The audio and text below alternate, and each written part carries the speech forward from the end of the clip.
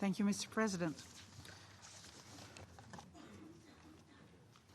Mr. President, distinguished members of the Security Council, I would like to begin today's briefing by recounting my recent visit to a mass grave in the Samawa Desert alongside President Barham Saleh. This burial site is a stark reminder of Saddam Hussein's horrific crimes against many people, against his own people, in this case, the Kurdish people.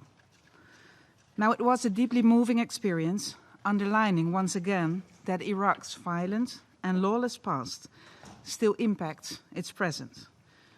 Yet, it also made clear how extraordinary Iraq's transition is in this 21st century, from dictatorship to democracy. And yes, to truly take root, democracy needs time, lots of time, and lots of hard work. Mr. President, we must recognize that the ongoing political infighting is a costly obstacle. A full year after national elections, ministerial appointments have yet to be made to the key posts: interior, defense, justice, and education. Political parties have not yet shown themselves willing to compromise. It should be understood, however, that political compromise is not a sign of weakness. In fact, it is a sign of political maturity and a requisite for resilience. Slowly but surely, chairs, deputies, and rapporteurs are now being selected for parliamentary committees, a critical hurdle to clear for parliamentary work to get going. We are not there yet, though it is high time indeed, as critical laws are still pending. Turning to the KRG formation negotiations, I am pleased to report recent important progress. After 218 days of negotiations, an agreement on the formation of a new Kurdistan regional government was signed on May 5. Barring further problems, the new government could be in place in June. Mr. President, it is no secret that the Iraqi authorities, institutions, mechanisms, and systems continue to struggle with deep-rooted problems, often hampering swift and robust responses from the government to pressing needs such as reconstruction, development, and security. Now, these problems can be schematized as a range of individual interests and arguments, many of which arise from long-standing grievances and differences between communities, between political parties, between the federal government and the Kurdistan regional government. And all this becomes entrenched in the form of, in a way, concealed private networks of power, operating independently, pursuing their own narrow objectives and goals. Now, in a way, this also explains why the many opportunities arising from so many reconciliation efforts are yet to be fully embraced. With this in mind, it is also necessary to touch upon the scourge of corruption pervasive at all levels in Iraq. Corruption takes money that should be spent on public services, placing it instead in private pockets, but it also deters economic activity, hindering business development which would result in much-needed job creation. Now, as I stated last time I briefed the Security Council, I am encouraged by the government's obvious engagement on this issue. Prime Minister Adel Abdul Mahdi made it very clear. Corruption distorts the image of the state, he said, and its reputation, both locally and on the world stage.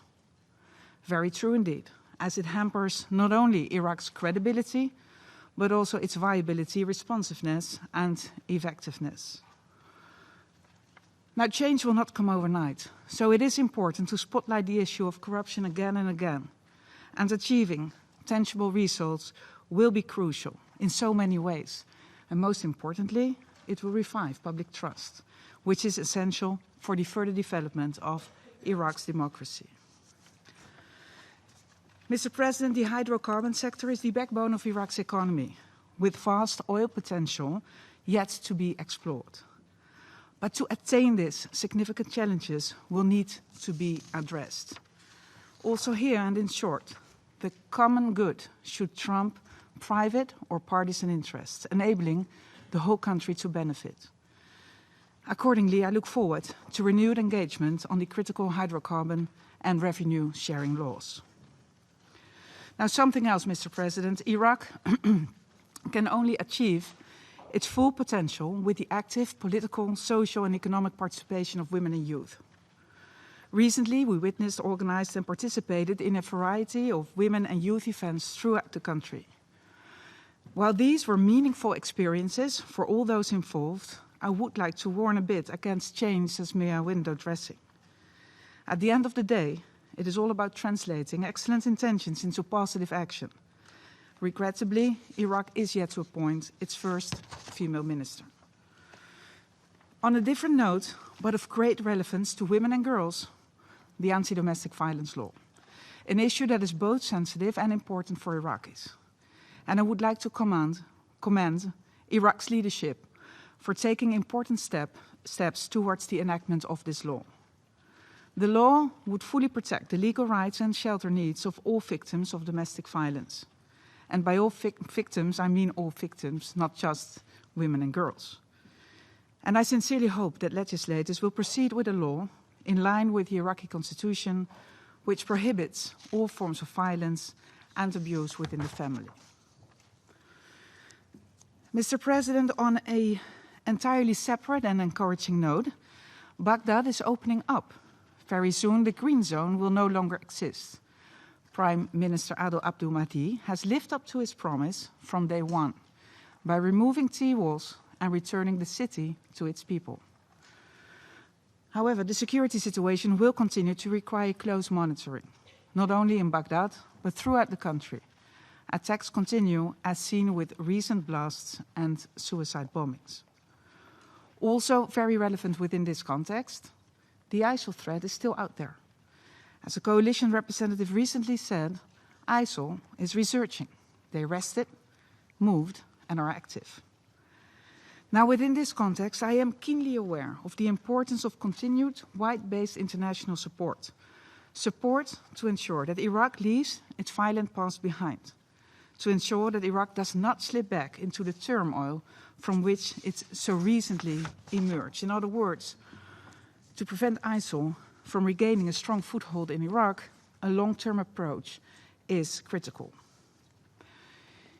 Equally important, Mr. President, is the issue of returning ISIL fighters from Syria to Iraq along with their families. The return of thousands and thousands of people, Iraqis and non-Iraqis, raises not only significant security and capacity concerns, but also urgent human rights and humanitarian protection concerns. And all this is not just an Iraqi problem. We know that certain states prefer to maintain a strategic distance with regard to their own nationals. But again, to be clear, this is not just an Iraqi problem. If poorly managed, the issue will impact us all in the region and beyond, far beyond.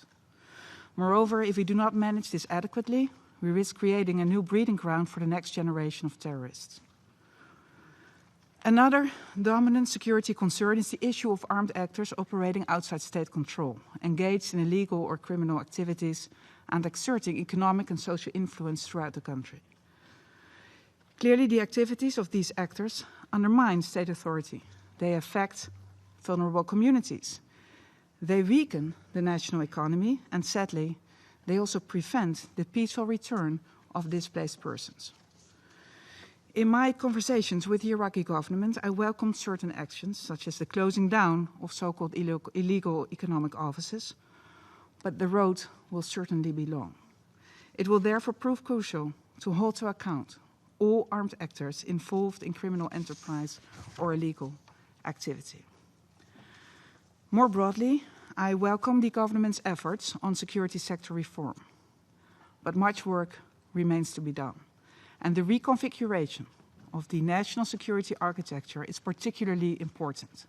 And this notably includes the future positioning of the PMF and the reform of the Peshmerga into a single regional security force. Mr. President, as we saw during last summer's protests in the south, Iraq's water shortages have the potential to ignite social unrest, which, if unchecked, can reverse any gain made. Although this past winter saw extensive rainfall, including widespread catastrophic flooding, simple reliance on generous rainfall is not a solid national water strategy. In an era of severe climate change, it is of utmost importance to plan carefully for all water extremes and thus to develop a comprehensive program of water collection and management, but also to strengthen the country's infrastructure and better prepare for floods. Mr. President, I am pleased to report that Iraq's leadership continues to reach out to international and regional counterparts, positioning itself as a reliable and capable partner. Indeed, Iraq could well be a stabilizing factor in a very turbulent region. And instead of an arena for conflict, Iraq could well offer a space for regional reconciliation, preparing the ground for a regional security dialogue. At the same time, we cannot ignore that Iraq faces serious challenges. Challenges in preventing its territory from becoming the theater for different competitions. So to all those feeling challenged, placing a further burden on Iraq is truly the last thing it needs. Mr. President, on April 29, the United Nations launched its 2019 Humanitarian Response Plan in alignment with the humanitarian plans of Iraq. The needs remain substantial. Many displaced citizens continue to face serious obstacles to return to their homes. And these include lack of civil documentation, an unstable security situation, for example, due to clashes between armed groups or checkpoint harassment. They include damaged and contaminated houses, inadequate basic services, discrimination, and so on. In other words, obstacles are varied, complex and interlinked, painfully resulting in stalled returns on the ground. In addition to our humanitarian efforts, we continue to support post-ISIL stabilization and rehabilitation efforts in the worst affected areas. Our funding facility for stabilization, FFS, reached a major milestone by rehabilitating the first 1,000 out of the 15,000 houses in Mosul's old city.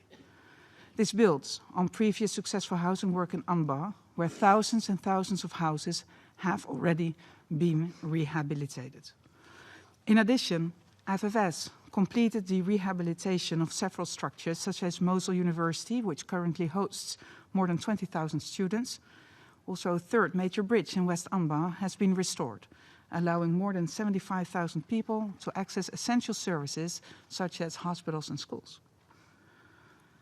Now, Mr. President, allow me to now turn to the issue of missing Kuwaitis, third country nationals, and missing Kuwaiti property, including the national archives.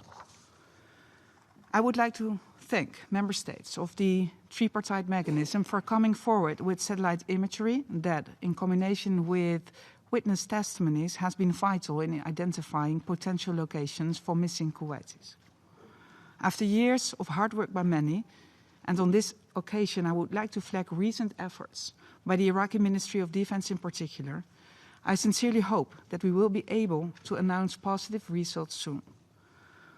Obviously, it is important that Iraq continues its efforts, including the identification of the missing Kuwaiti national archives and other property. We all recognize their importance as an integral element of Kuwait's national heritage.